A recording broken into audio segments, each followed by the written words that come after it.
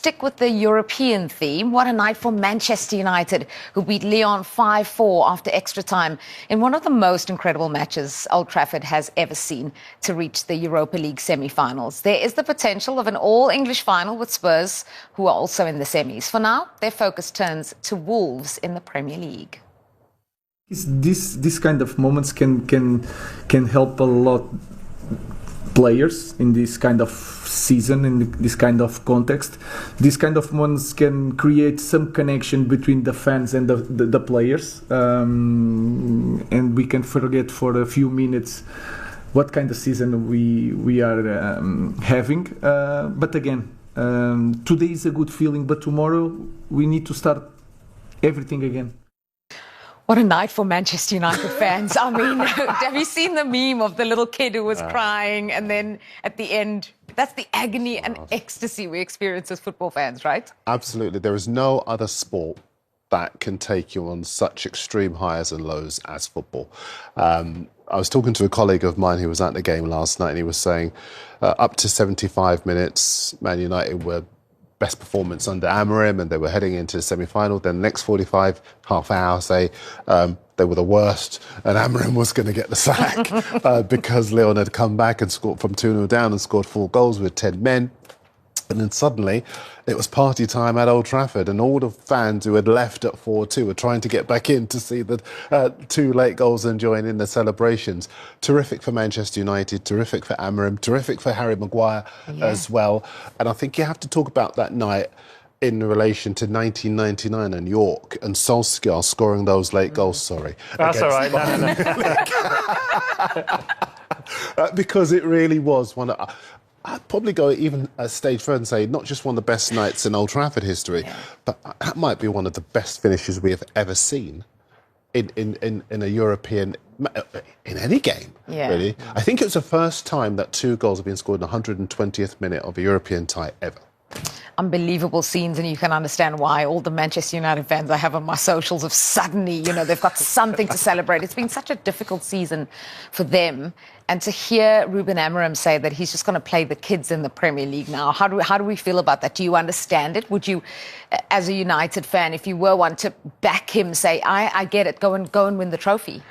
Well, last night was so important for them to remind themselves it's possible. They're a big club, but the fans have been spoiled for many years, and in recent years it was tough for them.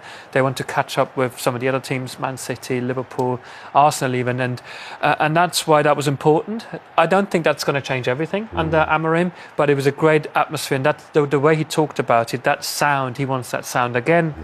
He'll get that sound if they win European competition. But then to move on next season, they've got a long way to go. It's been a tough season for Amorim when he came in.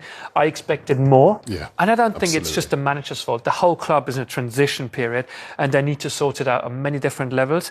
There isn't just one person to blame, but last night was a great reassurance how good they can be. Yeah, what do you think about I'll play the kids in the Premier League? Yeah, it'll be interesting to see what some of the other clubs in the Premier League might think of that.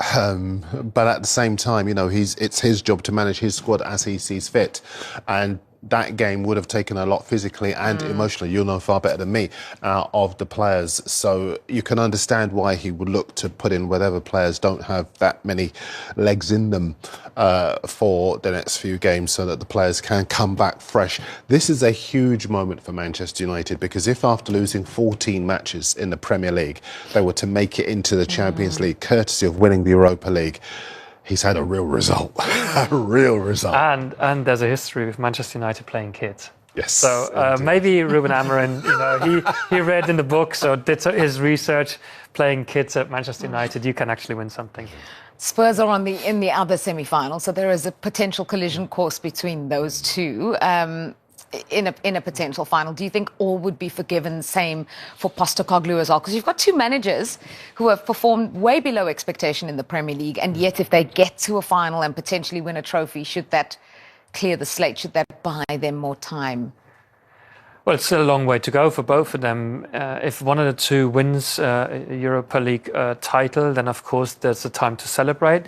But in your analysis regarding the season, every single game, what happened, you got to be quite, strict with yourself and say, does this victory overshadow everything, or do we say, we're delighted with a trophy, but too many things went wrong, we've got to make changes, whatever they're going to be. So it's a difficult one, because Manchester United last season, they won the FA Cup, they kept the manager was allowed to spend a lot of money, only to then change the plan midway through the season, and it's a really difficult decision. I think Amorim's got a better relationship with the United fans than Postecoglou with the Spurs fans, and 17 defeats in the Premier League out of 32 games so far. That doesn't weigh in his favour. And so of the two, if either were to win the Europa League, I think Amorim would have more chance of staying than Postecoglou. Since we've been mentioning Spurs, Wolves beat them last time out and was quite a convincing win. Actually, Wolves are flying ahead of their trip to Old Trafford. 4 wins in a row, and they could, well, 2 good stats are actually. They could complete the double over United for the first time since 1980, so 45 years. But even better, they could win 5 games in a row for the first time since 1970, which would, at the top flight, I should say, which would be terrific. And why have they done it? Because their head coach, Vitor Pereira, has put some confidence back into the side. They're playing with belief again. They're harassing defenders, and they're producing this. It's terrific to see from them.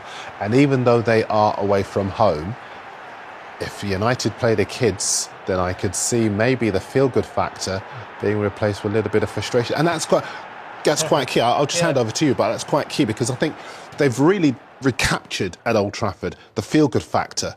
Everyone's buzzing from the climax to the game against Lyon. You're mentioning, and I can see that kids thing. If they were then to have a really underwhelming performance, could they lose that feel-good factor? There is that danger for sure. And I saw Manchester United this season under Amorim, where I thought, OK, this is the change, Liverpool. It was a really good performance. It was a draw in the end. But the way they played as a team, they defended, they were disciplined. I thought, now their season is going to go, everything is going to go in the right direction. And it didn't. They beat Manchester City. That wasn't a game changer for them. That's why last night, great memory, but it's not going to change everything. If they, like you said, play with a young group of players and it doesn't come off, the mood will change very quickly. OK, well, Manchester United are into the Europa League semi-finals, and so are Spurs.